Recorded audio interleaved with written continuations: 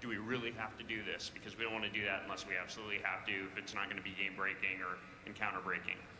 As it relates to PvP, really the approach that we're taking right now is we're trying to slow down the pace of combat. And so anytime you have longer combat times and the encounters take longer between players, it means that the CC has less of an impact than it did before. Because if you're talking about being CC'd for 20 seconds out of a 5-minute fight, for example, if it's a pretty big battle going on, versus 20 seconds out of a 30-second fight, there's a pretty big difference in terms of how it feels and how much you feel crowd controlled. Thank you. Yeah, hi. I played a mage since day one. World of Warcraft Vanilla came out, and mages are the best class by far. I mean, they're by far never needed a fix. My only problem is, like, for example, in an arena like Blade's Edge Arena, I'm on a bridge and I blink backwards. What the hell? I've died so many times doing that. I mean, and that happens. The right way.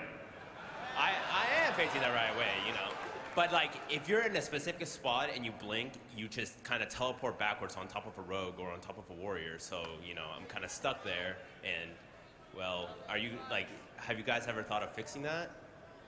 Well, anytime we come across bugs with the way the pathing works, because the way that Blink works is directly related to the way that the game picks a path and tries to find the location for you to blink to.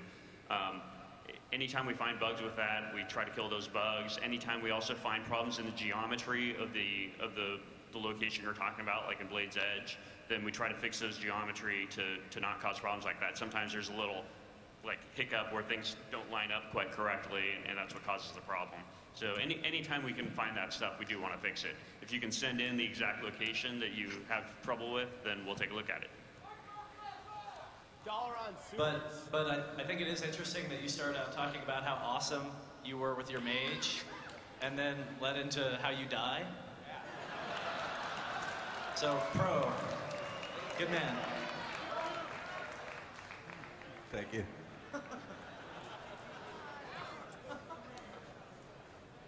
Hey guys, I'm Frostfright of the Mal'Ganis Goon Squad.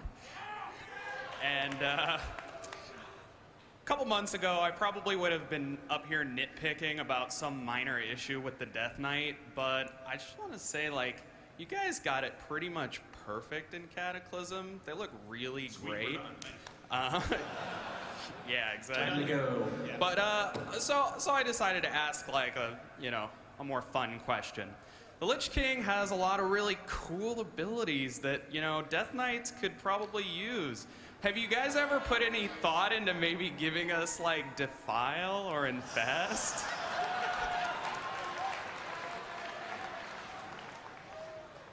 Level 90 ability right there.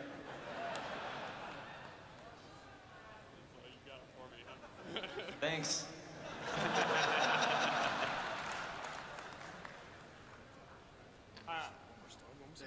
Hi, I've been playing an Enhancement Shaman, so my question stems from their playstyle. In relation to direct damage, on-demand burst damaging abilities versus abilities that take a lot of ramp-up time, I noticed that in terms of target switching in PvE and in PvP, where there's a lot of more random things preventing you from getting those ramp-ups to go, is there any consideration in at least addressing that problem? We've looked at almost every class. I don't know if you saw the panel, the previous panel. We talked a little about how we wanted to make sure that there was gameplay for all 30 of the different talent specs, that where you had a kind of a logical sequence of, well, I open with this, and that leads to this, and that leads to this. Oh, but this is a short fight, so I'm going to take out that second step and just do the whole thing. So ramp up is something we want pretty much everyone to do, and we worked hard to kind of insert it where it didn't exist before. Enhancement has some particular challenges with the way, they've got 2 one-handed weapons, they're hitting very fast, but none of the hits are individually really hard, so it's tricky to give them the kind of burst that we want them to have. you know, they do have the spells, the lightning bolts, and that sort of thing. And I don't know if you've played at 85. Unleashed Weapon is pretty awesome for them. It helps a lot on movement and being at range. Also, the being able to cast on the move periodically is also pretty sweet for those guys. So give it a shot at 85, see what you think. This guy's going to be a problem. Look at him. He's dressed for combat. The Brotherhood has one simple question. Throughout the history of Azeroth, we've had to share our legendary weapons with warriors, paladins, and even dirty hunters. Are there any plans for a melee legendary DPS dagger?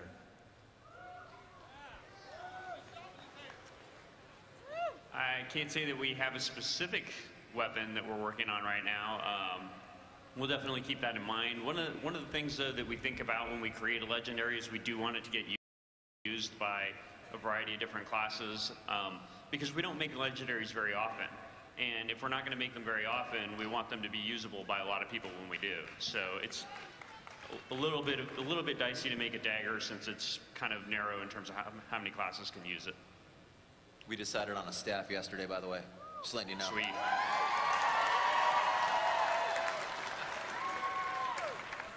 Thank you. Staff. We'll put a dagger at the tip of the staff. I know we have. One more step.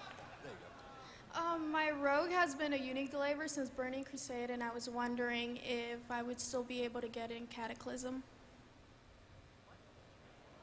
A what? My war glaive. I only have one at the moment. Yeah, you can still get him. Yeah, keep farming. Illidan, he's there. Is it the same for all the other legendaries? Everything but Atiesh. Atiesh is the only one you can't get. Because teleporting to Karazhan is very valuable at level 85. One more step. There you go.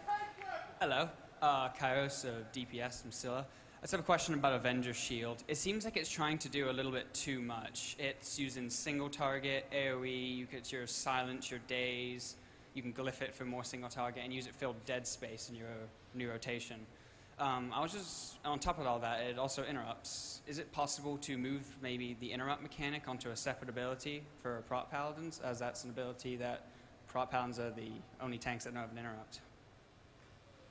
Yeah, I think to answer the interrupt question first, I think we've talked about that we want to make sure that protection has an interrupt. We don't. I've said before, we view it more as a quality of life thing than like a I can't function without it thing. But we're not against doing it. I think we'll get there eventually.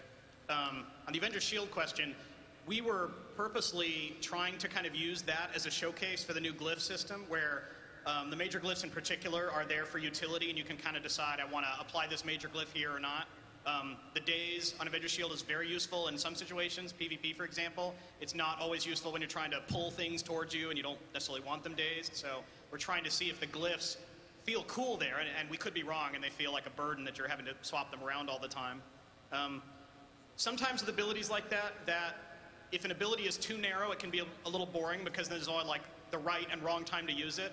So I actually think abilities are more interesting if they can fill a couple of unique purposes, and it's up to the player to decide, do I want to use it now? Like, I can use my Avenger Shield now for a lot of damage, but that means if there's a straggler coming into the fight later, it might be on cooldown for that. So we try to use that a little bit as a test of player skill to decide when's the right time to use it, rather than always being like crystal clear that now's when I hit that button. Thank you. This is more of an aesthetic question, but has anybody ever given thought to changing the glow on Death Knight's eyes from blue to red to green, depending on what spec they are or what presence they're in?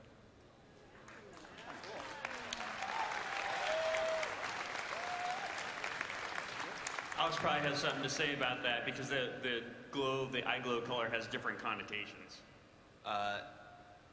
No, we haven't. It might get a little too Christmas tree-y, it sounds like.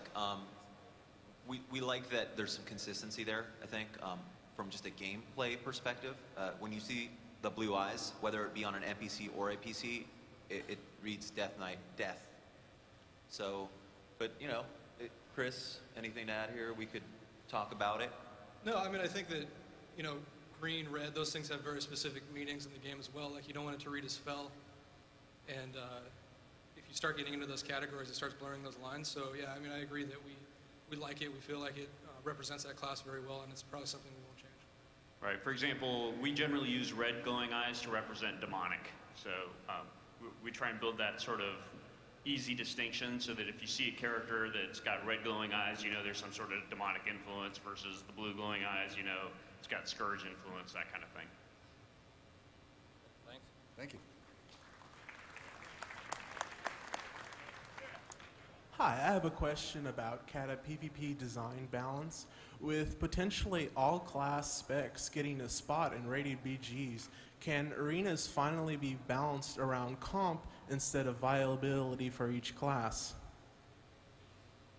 I think that for the most part, our approach to balancing arenas will still stay somewhat similar. I mean, I think it's going to take a little bit of pressure off, pressure off of individual, class spec balance issues, but really not that much. And we want arenas to stay viable and be well balanced. So I know that we're still going to look at that. Just because battlegrounds are likely to be a little bit more of a more easily balanceable environment doesn't mean we want to forget about the problem. One thing I can add to that, it's kind of a scary change. We're going to see how it goes. But Mortal Strike, the presence or absence of that is